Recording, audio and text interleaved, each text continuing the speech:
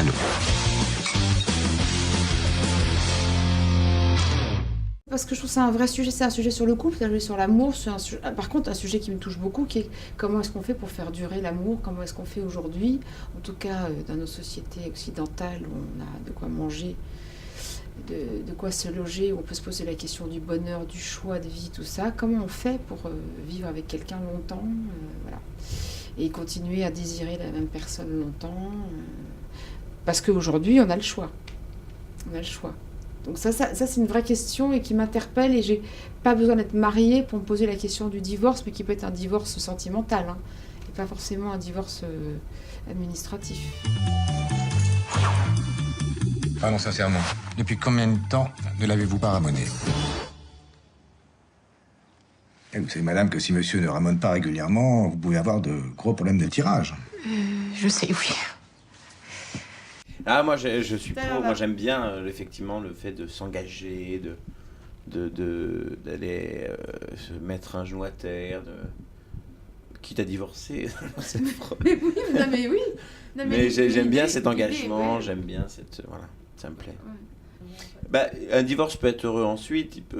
Quand la famille se recompose, c'est autour des enfants que ça devient un couple plus parental. Mais en tout cas, ça passe forcément par une déchirure. Enfin, on peut pas divorcer sympa, copain. Moi, je vais vous donner le secret du mariage réussi. Épilation gommage 1 fois par semaine. Le bonheur, ça tient à un poil. C'est simple, comme un ticket de métro. À condition, bien sûr, de le composter régulièrement. Et ben pendant que vous passez vos soirées à vendre vos carnets de tickets, votre mari va faire comme tous les maris. Il va prendre sa carte escapade et va se taper le métro sur une autre ligne.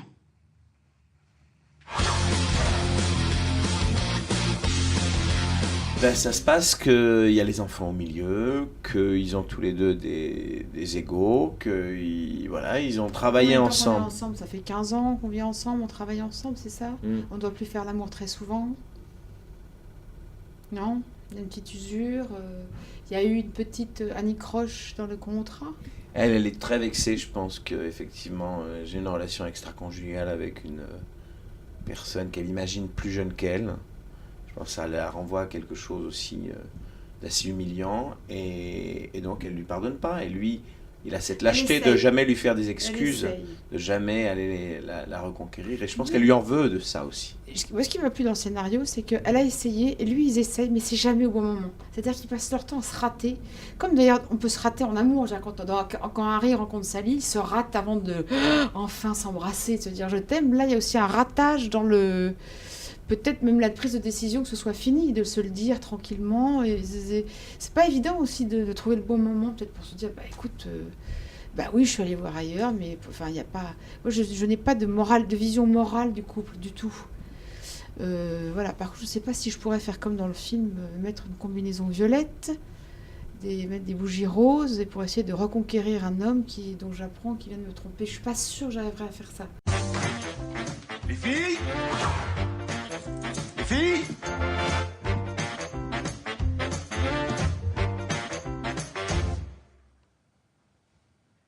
Qu'est-ce qu'il y a, ça va pas, t'es malade? Non, pas du tout, mon chéri, pas du tout. Je suis passé au greffe pour l'affaire du Méniel. On m'a dit qu'on parlait pas boulot. On parle de quoi, là? De nous. De nous.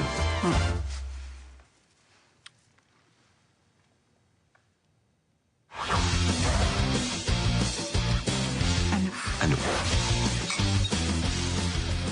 Je sais pas, oui, parce que non, mais comme ça foire, là on rentre dans l'ego, dans la vexation.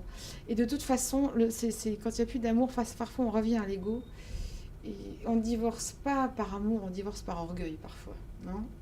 C'est beau ça, alors là, on dirait du Musset.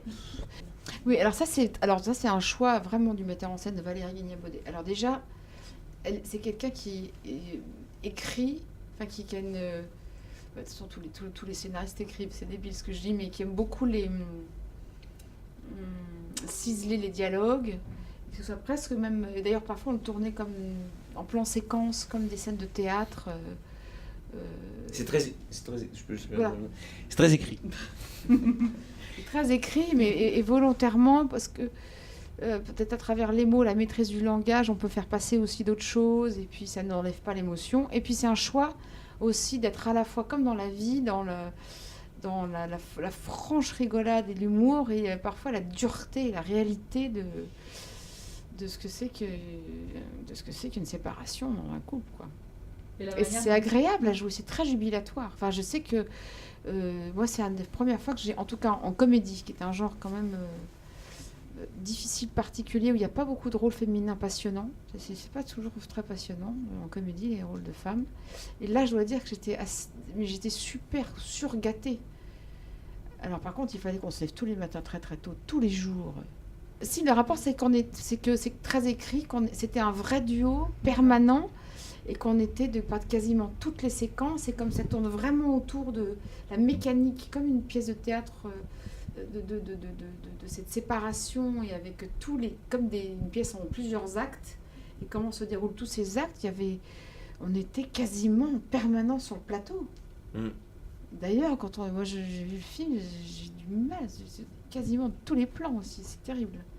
Elle traite son sujet, elle a de l'empathie pour ses personnages, on y croit, quoi. La plupart des gens qui voient le film nous disent vraiment votre couple il fonctionne.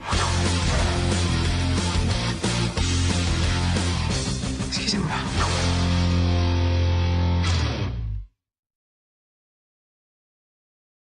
Le spermophile est une petite marmotte qui a des glandes odorantes. Moi-même, j'ai des glandes odorantes.